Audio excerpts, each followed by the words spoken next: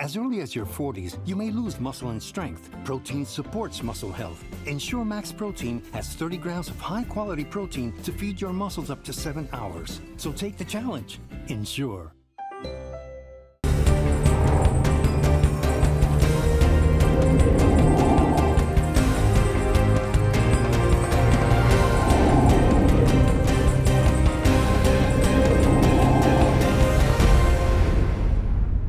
Good afternoon and welcome to the Midday News. I'm Shamela Pullen. Here's what we have in the bulletin. Opposition spokesman renews calls for resignation and accountability over UHWI. Health Minister pushes for clearer UHWI Health Ministry agreement. And later in sports, Rudolph Speed continues as Reggae Boys coach until end of month. A response this afternoon from the Acting Chief Education Officer Terrian Thomas Gale to the temporary suspension of the distribution of lunch to students on the PATH program at the Greater Portmore High School. In a letter to parents dated May 1, the school cited financial constraints as the reason for the decision. But speaking at this morning's post-cabinet press briefing, Mrs. Thomas Gale explained that schools are not authorized to halt the program. On the issue of the delayed payments to the schools providing meals, she says this has since been resolved. It is a policy of the ministry that no child should come to school and not be fed. The schools can suspend the program. That's not allowed. That's not allowed. As leaders in our institution, we are to make the necessary arrangements to ensure that our students are fed at all times. The ministry is here. This was made, I was made aware of it in the media. At no time did I receive a phone call that there was this issue. So is the ministry currently investigating as to what led to the school suspending the program in the first place? And will any action be taken against the school? Well, the school has a board, and the region is currently doing their own investigation. Still on education, Education Minister Dr. Dina Morris-Dixon says things are on track for the removal of hurricane victims living in school-based shelters. They have been given a May 8 deadline to leave. For that, yesterday I was at Petersfield High School, where the shelteries are, and they've actually commenced the move. And so there's a new facility that's being prepared, I know was being prepared, and that is in train. So, you know, as far as I know, we are on track. Opposition spokesman on health, Dr. Alfred Dawes, is describing as insufficient the recommendations made by the UHWI Institutional Review Committee. The committee reported their findings at a press briefing on Tuesday. However, Dr. Dawes contends that the major problems uncovered at the hospital demand accountability. I'm still of the opinion that this committee's unsaid purpose was to protect some powerful people at UA.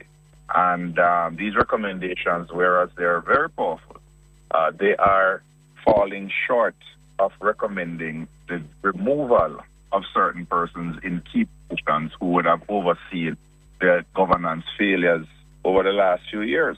And that is not on the committee because their terms of reference does not ask for them to make that level of determination. But, you know, in any mature democracy, when you have these findings, as this report has further highlighted, when you have something like that being repeated through 3 different independent and 1 internal report, somebody has to resign.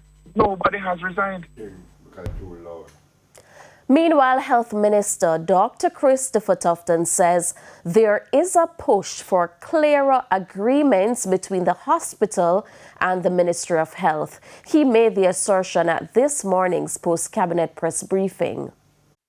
A service level agreement between the University of the West Indies and the Ministry of Health, as is the standard practice with the Regional Health Authority, was part of a strong recommendation of the review committee.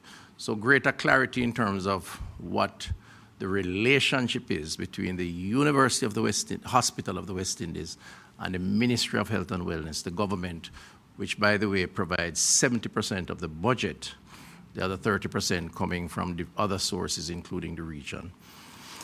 So, ladies and gentlemen, I can say that based on the report submitted to me, the committee is of the view that the remedies identified in this report will only be effectively and permanently implemented if a deliberate cultural change is effected within the UHWI. Chief Medical Officer Dr. Jacqueline Mrs. McKenzie says there has been increased vigilance in light of reports of an outbreak of the Hantavirus on a cruise ship in the Atlantic. According to the WHO, these are viruses carried by rodents that can cause severe disease in humans. People usually get infected through contact with infected rodents on their urine or their urine droppings or saliva. In terms of the WHO's assessment of the situation, so remember again, and I'm going to state it again, this is in a ship on the coast of Africa, and the current assessment by the WHO is that there is a low risk in terms of global spread. However, we do know that Jamaica is a hub in terms of cruise shipping, and so therefore it makes sense for us to increase our vigilance. And certainly public health measures include early detection, timely treatment, and reduction of exposure risk. So we are exercising more vigilance in terms of our cruise ships that come. The Jamaica Agricultural Society have reported that surging global oil prices are directly driving up the cost of local ground produce. According to President of the Jamaica Agricultural Society, Owen Dobson, due to increased expenses in transportation, fertilizer, and general farming operational costs, this may happen sooner than later. It is more likely in the imported goods. When we look at our farming society and look at what our farmer is doing today, we have a lot of, well, we'll say a lot, but we have some influx of food where the farmers has produced and some of the foods has been on the market where there is more food than buyers, and so we are running some farmers market across the length and breadth of Jamaica to elevate some of these goods or some of these products or production that has come in place. Again, we apologize for that. Despite the challenges, Mr. Dobson has emphasized the need for strengthening the agricultural sector and supporting farmers. All properties owned by the Trelawny Municipal Corporation that were damaged during the passage of Hurricane Melissa have been assessed and repairs are scheduled to begin soon.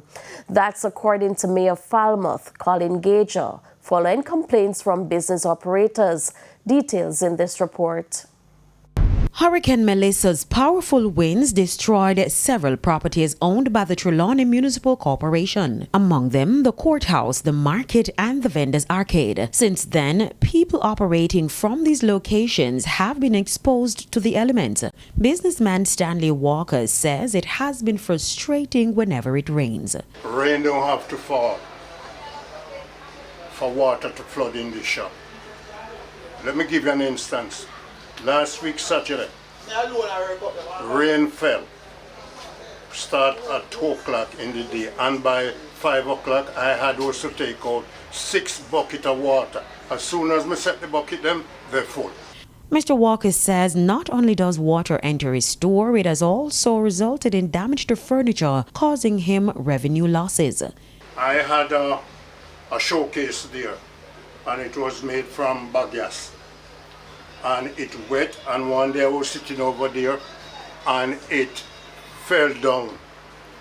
mash up all the stuff, them, the shirt and stuff them that I had in there, I had to throw them away.